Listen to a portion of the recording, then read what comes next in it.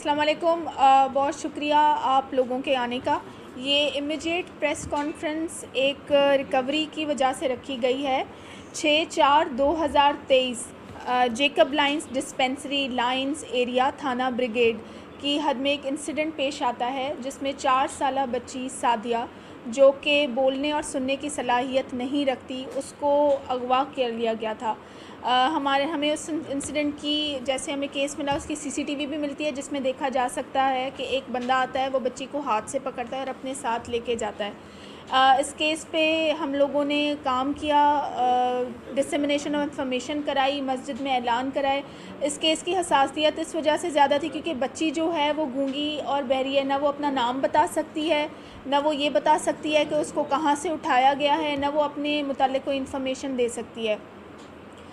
कल रात 3 बजे हमें कॉल आती है कि मस्जिद के बाहर एक बच्ची मिली है और ये बच्ची जो आपने ऐलान कराया था उसी उम्र की बच्ची है। रात के लेट नाइट होने की वजह से हमने बच्ची को रिकवर किया, उसकी पिक्चर्स ली और क्योंकि उस वक्त वर्षा से रब्ता नहीं हो रहा था तो बच्ची को लेट आवर्स की वजह से ईदी में जमा कराया। सुबह में हमारा जो है वर्षा से रब्ता हुआ तो उसकी जो वालदा हैं बेवा, जिनका नाम लतीफ़ ख़ातून है, वो एक सिंगल पेरेंट हैं, उन्होंने और उनके जो चचा हैं जो उनके वकील भी हैं इस केस में, उन्होंने बच्ची को आइडेंटिफाई किया।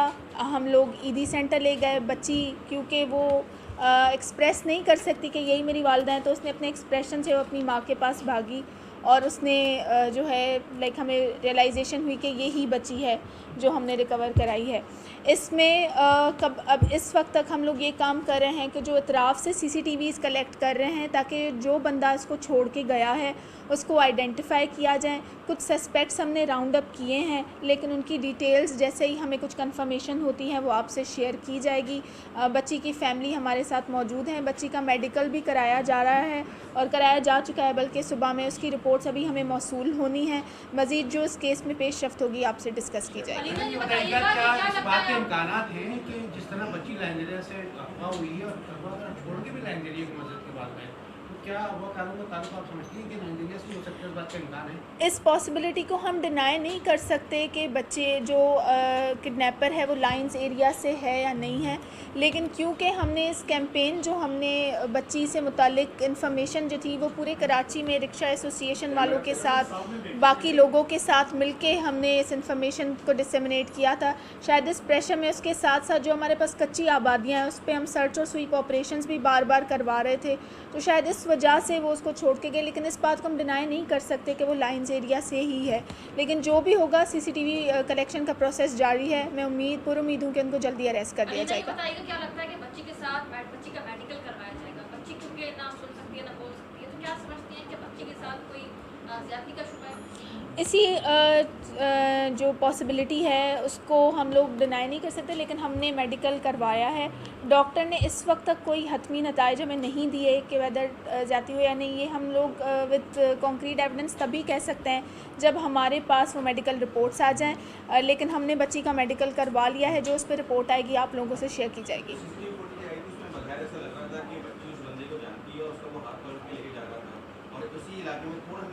पर एक ऐसे ही वाक़या पेश आया था जब एक रिक्शा ड्राइवर एक बच्ची को लेकर चला गया था, तो आप समझती हैं कि इन दोनों वाक़यात में कोई ममासलत है और कोई उनका जानने वाला इसकी इन्फॉर्मेशन हमने ली थी क्योंकि ये 14 महीना पुराना केस है, तो उस पर जो भी इनके फैमिली मेम्बर्स थे, जिन से बच्ची की थोड़ी उनसियत थी, जिनको बच्ची आइडेंटिफाई करती है, उन सबको भी शामिल तफ्तीश किया गया था, उनके बयानात लिए गए थे। लेकिन इसका कोई कॉन्क्रीट एविडेंस नहीं आया कि वैसे कोई फैमिली मेम्बर इसमें इन्वॉल्व है। ये हमने आई थिंक इस कैंपेन की वजह से ही जिसमें हम इंफॉर्मेशन फैलाई है, इस वजह से ही कोई बंदा है। लेकिन ये हम नहीं कह सकते। बच्ची क्योंकि कम उम्र थी और बच्ची क्योंकि बोलने की सलाहियत नहीं रखती, तो शायद इस वजह से वो उसके साथ चली गई। लेकिन फैमिली मेम्बर के इन्वॉल्वमेंट का अभी तक कोई हमें एविडेंस नहीं है, ना फिर हमारे पास कोई ऐसी चीज़ सामने आई है। अच्छा ये बताइए, 13 महीने गुजर गए, सीसीटीवी फुटेज सामने की बच्ची को ले जाते बंदा नजर आ रहा है, क्या वजह थी पुलिस नहीं पहुंच सकी और अभी भी मुल्जिमान खुद ही छोड़ देते बच्ची को?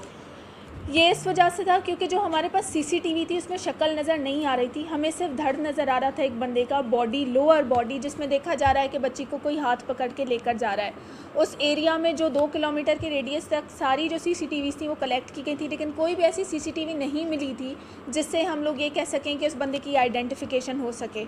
इसमें एक ही चीज़ थी कि हम लोग ये इन्फॉर्मेशन ज़्यादा से ज़्यादा फैलाएँ ताकि कोई भी राहगीर जो उस बच्ची को कहीं देख ले तो हमें इन्फॉर्मेशन दे। लेकिन मैं समझती हूँ क्योंकि इतने ज़्यादा आप लोगों की तवज्जुह से सोशल मीडिया प्लेटफॉर्म से, डिजिटल मीडिया प्लेटफॉर्म से इन्फॉर्मेशन इतनी ज़्यादा फैली कि जो भी था बंदा जिसने इस बच्ची को उठाया था उस पर प्रेशर हुआ और उस प्रेशर की वजह से वो उसको छोड़ कर गया। अब क्योंकि वो प्रेशर में आके छोड़ कर गया है तो हम ये सोचते हैं कि कहीं ना कोई चूक हुई होगी, तो इस वजह से ही जो भी एरिया है मस्जिद के अतराफ़ का उसकी सीसीटीवीज़ कलेक्ट हो रही हैं।